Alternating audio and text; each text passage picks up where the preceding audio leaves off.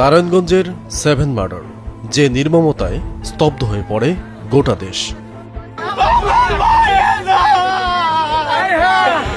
অভিযোগের তীর খোদ আইন শৃঙ্খলা রক্ষাকারী বাহিনীর দিকে। জনমন কেঁপে ওঠে আতঙ্কে। রাষ্ট্র প্রতিশ্রুতি দেয় দৃষ্টান্তমূলক বিচারের। আল্লাহর কাছে বললি যে আল্লাহ যাতে এই বিচারটা দুনিয়াতে আমাদের দেখায় অন্তত নেয়। আমার কিন্তু এভিডেন্স নিয়ে কথা বলছি। দীর্ঘ অনুসন্ধানে আমাদের হাতে এসেছে এমন কিছু প্রমাণ। কি উদ্দেশ্যে এই ভিডিও ধারণ করা, আর কেনই বা এতকাল গোপন রাখা হলো? চালাক তার কৃতকর্মের জন্যই ধরা পড়ে। মাস্টারমাইন্ডরা নিজেদের পাতা ফাঁদে আটকে যাবেন না তো? সর্বোচ্চ পর্যায়ে যারা জড়িত ছিলেন তাদেরকে চিহ্নিত করে অবশ্যই জবাবদিহিতায় টানতে হবে। ঘটনার এক যুগ পর টিম সার্চলাইট ভেদ করেছে 7 খুনের পেছনের অন্ধকার এক অধ্যায়।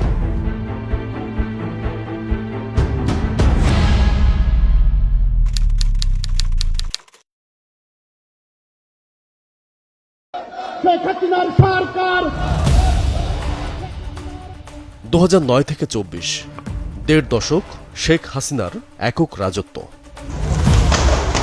গোটা রেজিমে রাষ্ট্রীয় বাহিনীর মধ্যকার একাধিক অপরাধ চক্র তার জন্য ঢাল হয়ে দাঁড়িয়েছিল।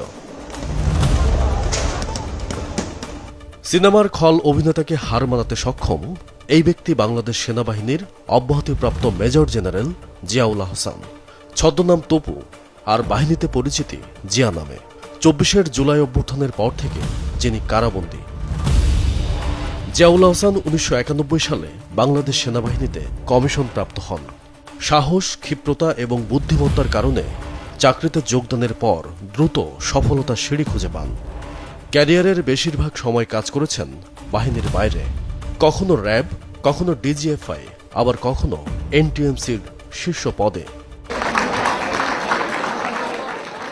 2009 সালে আওয়ামী লীগ সরকার ক্ষমতা গ্রহণের পর শুরু হয় তার দাপুটে উত্থান। হয়ে ওঠেন তৎকালীন সরকার প্রধান শেখ হাসিনার বিশেষ আস্থাভাজন। সিদ্ধহস্তে সামাল দেন সব ঝুঁকিপূর্ণ পরিস্থিতি, যার অন্যতম উদাহরণ নারায়ণগঞ্জের 7 মার্ডার। চাঞ্চল্যকর এই হত্যাকাণ্ড নিয়ে রাষ্ট্রীয় শৃঙ্খলা বাহিনী দেশের মানুষের সাথে করেছে নির্মম তামাশা। ভয়ঙ্কর এসব অপরাধ চক্রের মাস্টারমাইন্ডদের হাতে নিরাপদ নয় খোদ জুনিয়র অফিসাররাই। অনুসন্ধানের শুরুতে দর্শক আমাদেরকে ফিরে যেতে হবে 1 যুগ আগে। ঢাকা নারায়ণগঞ্জ লিংক রোডের ফতুল্লা এলাকা। এখান থেকেই কাউন্সিলর নজরুল ইসলাম ও তার 4 সহযোগীকে তুলে নেয় র্যাব। আর তা দেখে ফেলায় পুরনো আদালত চত্বর থেকে তুলে নেওয়া হয় সিনিয়র আইনজীবী চন্দন কুমার সরকার ও তার গাড়ি চালককেও। ঘটনার 3 দিন পর ভোরের আলো ফুটতেই শীতলক্ষার তীরে ভেসে আসে 6টি লাশ। পরদিন আরও একটি। সব মিলিয়ে উদ্ধার হয় অপহৃত 7 জনের মৃতদেহ।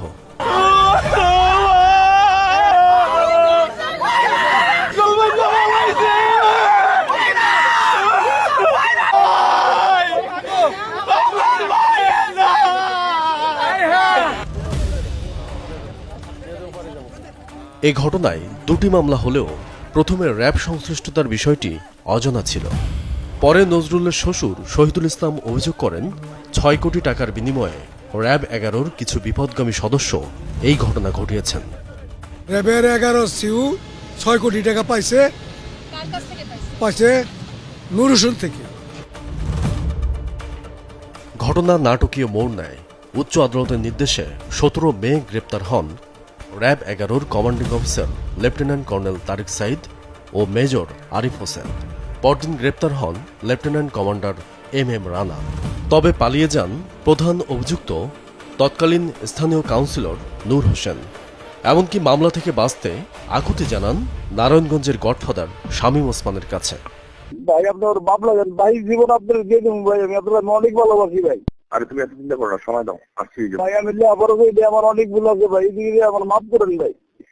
তুমি এত চিন্তা করো না, সময় দাও। আর তুমি পারলে একটু গৌরদার দেখা করে আসো না।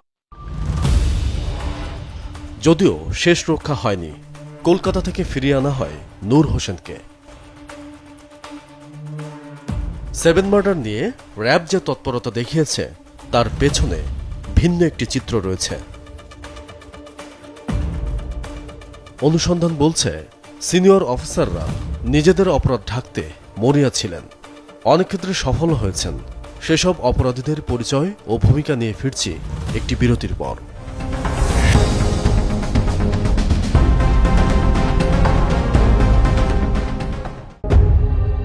Thank you so much. 7 খুন শুধুমাত্র 7 জন মানুষ হত্যায় নয়, বরং ক্ষমতার রাজনীতি এবং অপরাধের ভয়ঙ্কর মেলবন্ধন এই পেনড্রাইভে যার প্রমাণ মিলবে। শিকার না পাও গাড়াতে যাবো। বড় ঘটনা কি হচ্ছে? সিনেমার দৃশ্যের মতো এই জিজ্ঞাসাবাদের ঘটনাটি ঘটেছে বাস্তবেই। স্ক্রিনে আপনারা যাকে দেখছেন তিনি 7 মার্ডারে অভিযুক্ত মেজর আরিফ হোসেন। আর যিনি জিজ্ঞাসাবাদ করছেন তিনি র্যাবের তৎকালীন অতিরিক্ত মহাপরিচালক জিয়াউল আহসান। আমার কিন্তু এভিডেন্স নিয়ে আমি কথা বলছি। আদারওয়াইজ তোমার ব্যাটলাইনে এত লোক দেখে তোমাকে আমি কেন নিয়ে আসলাম? নিজের কার্যালয়ে ডেকে নিজেই এই ভিডিওটি রেকর্ড করেছেন তিনি। তথ্যপত্র বিশ্লেষণ ও দীর্ঘ অনুসন্ধানে আমরা জানতে পেরেছি জিজ্ঞাসাবাদটি করা হয় 2014 সালের এপ্রিল মাসের 28 তারিখে। ভোর 4:45টায় শুরু হয়ে এই জিজ্ঞাসাবাদ চলে টানা ঘণ্টাখানেক। রেকর্ড করা ভিডিওতে জিয়াউল সাবটাইটেলও যোগ করেছেন। কিন্তু আশ্চর্যের বিষয় হলো এমন অকাট্য প্রমাণ তিনি তাৎক্ষণিকভাবে আদালতে জমা দেননি। কারণ কি? এই প্রশ্নের উত্তর আমাদের নিয়ে যাবে 7 খুনের নেপথ্য কারিগরদের কাছে। অপরাধ বিশ্লেষকরা এমন ভিডিও রেকর্ডের পেছনে 2 ধরনের উদ্দেশ্য খুঁজে পান। প্রথমত, কারো মুখ থেকে স্বীকারোক্তি আদায় করা। দ্বিতীয়ত, কাউকে দায়মুক্তি দেওয়া। চলুন দেখে আসি কি আছে এই ভিডিওতে। কিচ্ছু কথা বলো, হিন্দি কথা বলো। শুরুতে দেখা যায় মেজর আরিফকে ধমক দিয়ে স্বীকারোক্তি নিচ্ছেন জিয়াউল আহসান। তবে আরিফ র্যাব 11-র কমান্ডিং অফিসার তারিক সাইদের সঙ্গে কথা বলতে চাইছেন। সাথে সাথে জিয়াউল নিজেই কল করেন তারিক সাইদকে। তারে তুমি আরিফকে বলো মুখোশ খুলে কথা বলতে, আদারওয়াইজ আমি কিন্তু তাকে কোয়ার্টার কাটে ঢুকাবো। 2 নম্বর হচ্ছে সকালবেলা তাকে পুলিশের কাছে হস্তান্তর করবো। Please tell him to talk. He is referring your name. বলতে বলো। সে তোমার নাম রেফার করছে বারবার। সিওর সাথে কথা বলো। তোমার নাম। তুমি তাকে বলো সত্যটা বলতে। Give him a call and tell him. এই তারিক সাইদ তৎকালীন ক্ষমতাধর মন্ত্রী মোফাজ্জল হোসেন চৌধুরী মায়ের জামাতা। জিয়াউলের সঙ্গে কথা শেষ করেই তারিক সাইদ কল করেন মেজর আরিফকে। ধরো ধরো কথা বলো। স্যার স্যার জিজ্ঞাসা করতেছেন স্যার ওই অ্যাবডাকশন কি হয়েছে, কীভাবে হয়েছে, কোথায় গেছে। স্যার না বলছেন, স্যার বলছেন যে স্যারের কাছে সকল এভিডেন্স আছে। বলছে যে তুমি যদি সত্য কথা বলো তাহলে উই ক্যান সেভ। না স্যার হচ্ছে স্যার সমস্ত রেকর্ড কনভারসেশন রেকর্ড আমার ল্যাপটপেই আছে স্যার। না ওইটা সমস্যা না স্যার, ওইটা এমন স্যার বিষয় না স্যার। বিষয় স্যার আপনি যেটা বলবেন স্যার ওইটা না স্যার, স্যারের কাছে আছে স্যার, সিডি আছে স্যার। স্যার সমস্ত ইয়াগুলাই করছেন স্যার, প্রিভিয়াস লাস্ট যত ইয়ে আছে স্যার। এত বলার দরকার নাই, যাও রাখো ফোন। তবু আরিফ নীরব, আর জিয়াউলের রাগ তখন বাড়তে থাকে। এরই মধ্যে পুনরায় জিয়াউলকে কল করেন তারিক সাইদ। আমি কি তোমার বাড়ির অফিসার নাকি? তুমি তো আমাকে সত্য কথাটাই বলবো স্যার এই কাজ করতে। Please tell him to tell the truth. I have just stopped all the corner. I have stopped all the corner reason behind. I won't like to put him in the problem. আর তোমরা এটাকে নিয়ে মনে করছো যে আমার কাছে কোথায় অস্বীকার পাইলে মনে কি জানো you are gaining something. You are not gaining something because I have the documents. আমি ডকুমেন্টস সাথে তোমার সাথে কথা বলছি না। ও যদি না বলে no problem. He can go from here. He picked up the target man. এ তো ক্রিমিনাল, আমি তো শুনছি প্রথমে। আর সে তো হচ্ছে এ তো পরে খুন করে ফেলবে মানুষ, তোমাকে প্রবলেম ফেলাবে পরে। Today he is telling lie to Eddie jobs. I never think of. আমি কোনোদিন এডি জবসকে কোনোদিন মিথ্যা কথা বলে নাই। স্যার ডিজির সাথে যে কোনো কাজ করছি, ডিজির সাথে এডিজি অফিসের সাথে এইসব শেয়ার করতাম। তার ঘটনা এটা হয়েছে। আমি কি অফিসার নিয়ে কাজ করছি যাবে না? তা তুমি আসতে তুমি তো বলে দাও, তার সে যখন ঘটনা জানে সেটা বলে দাও তুমি। হি নজ ইট। তুমি আমি বললাম, সে বারবার বলে স্যার সিও জানেন। মেজর আরিফকে আবারও কল করেন তারিক সাইদ। দীর্ঘক্ষণ কথা বলতে বলতে কথার এক পর্যায়ে আরিফ অপরাধ স্বীকার করেন। বলো, কথা বলো, তাতে শর্ট করবা। Sir sir sir sir confirm sir, ওই আপনার সাথে কথাবার্তাগুলো আছে স্যার। না অন্য যে সকল কথা আছে স্যার, ল্যান্ড টেনশন সব কথা আছে স্যার। এখন আমার স্যার বাচ্চাগুলো বাচ্চাদের বলেন স্যার, স্যার যেটা বেশি করেন স্যার। এই ভিডিও যখন রেকর্ড করা হয় তখনও লাশ শীতলক্ষায় ভেসে ওঠেনি, আর এরই মধ্যে সব তথ্য প্রমাণ জিয়াউল তথা র্যাবের হাতে। ঘটনার পুরোটাই জানতেন তৎকালীন প্রধানমন্ত্রী শেখ হাসিনাও। তাহলে প্রশ্ন ওঠে, কেন তাৎক্ষণিক ব্যবস্থা নেওয়া হয়নি? সেই প্রশ্নের উত্তর মেলাবো আরেকটি বিরতির পর।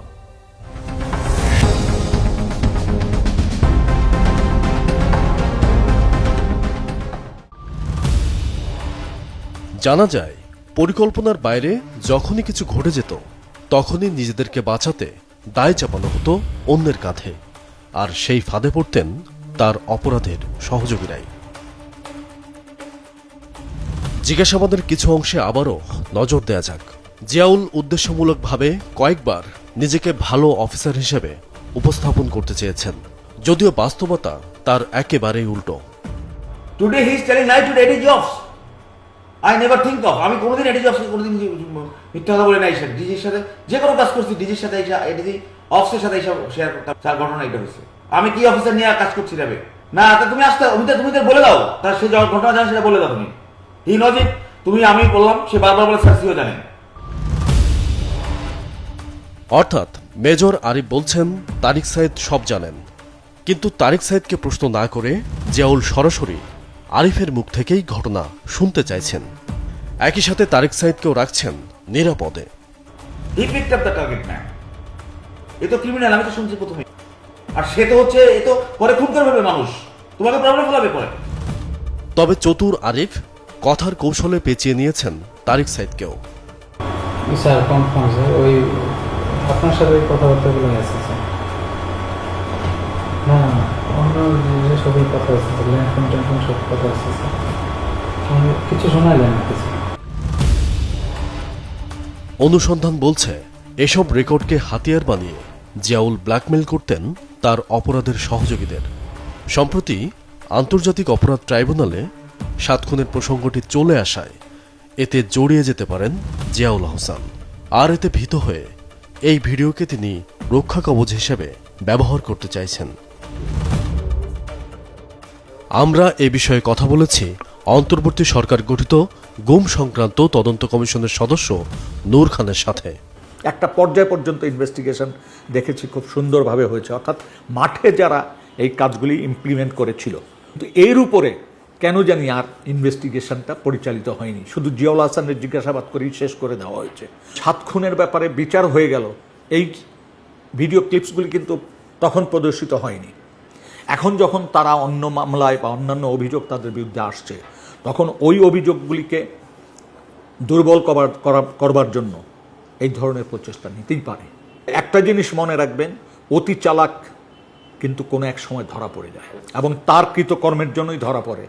এই যে ভিডিও ক্লিপিংসগুলি দেওয়া, এইটা সন্দেহের যথেষ্ট উদ্রেক করে যে তার কোনো না কোনোভাবে তার সংশ্লিষ্টতা আছে এইসব ব্যাপারে। তাহলে কি নিজের করা ফাঁদে নিজেই পড়তে যাচ্ছেন জিয়াউল? ঘটনার গভীরে যাওয়ার পরিবর্তে যারা আসলে এর সাথে যোগ সাজসকারী হিসেবে এবং সুবিধা প্রদানকারী এবং সুরক্ষাকারী হিসেবে এবং হুকুমের বা নির্দেশদাতা হিসেবে যারা জড়িত, তাদেরকে সুরক্ষা দিয়ে শুধুমাত্র যারা ডাইরেক্ট পারপেট্রেটর্স তাদের উপরে দায়টা চাপিয়ে দেওয়ার চেষ্টা করা হয়। কাজে এখানে সর্বোচ্চ পর্যায়ে যেরকম রাজনৈতিক পর্যায়ে এবং একইভাবে প্রাতিষ্ঠানিক পর্যায়ে সর্বোচ্চ পর্যায়ে যারা জড়িত ছিলেন তাদেরকে চিহ্নিত করে অবশ্যই জবাবদিহিতায় আনতে হবে। সেলিনা ইসলাম নিহত কাউন্সিলর নজরুলের স্ত্রী। স্বামীকে হারানোর পর তার জীবন পুরোপুরি পাল্টে গেছে। একদিকে মা হিসেবে সন্তানদের ভবিষ্যৎ নিয়ে দুশ্চিন্তা, অন্যদিকে স্বামীর অপমৃত্যু ও বিচারের দাবি। ওই সময় তো তারেক সাইদের কাছে আমি গিয়ে পায়েও দৌড়ছি। আমি র্যাব অফিসে গিয়া যে যদি নূর হোসেন, আমরা শুনছি 6 কোটি টাকা দিছে, আমার জায়গা সম্পত্তি যা আছে সব আমরা বিক্রি করে আপনারা টাকা দেব, তাও আমার সাহেব একবার মাইরেন না, অন্তত জীবনটা বাঁচাই দিয়েন, লাগলে হাত পাও কাইটা দেন, তো আমার বাচ্চারা বাবা দেখুক। আমরা গিয়া পায়ে দৌড়ছিলাম শুধু তারেক সাইদে। উনি ওই সময় আমাদের লাথি পাও ঝাড়াঙ্গিদা ফিক্কা ফালাই দেওয়া, কয় কি না আমরা নজরুলে আনি নেই।